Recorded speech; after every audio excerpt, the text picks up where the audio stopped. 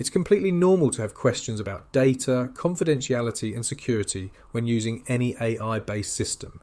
The AI assistant is designed for professional use, and your information is treated with respect and discretion.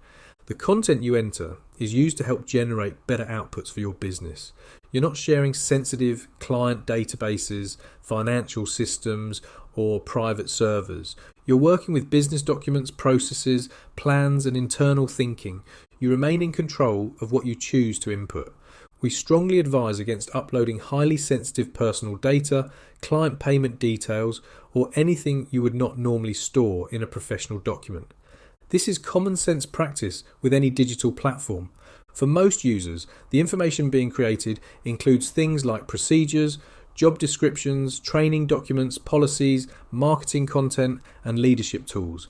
This is exactly what the system is built for. The platform is used by serious business owners who value professionalism. Trust is essential, and protecting that trust matters. If you're ever unsure about what should or should not be entered, we provide guidance so you can use the system confidently and responsibly. The aim is simple: to give you a powerful tool to build your business while keeping you informed and in control. In the next video, I'll explain what support you receive after joining and how we help you continue getting value long term.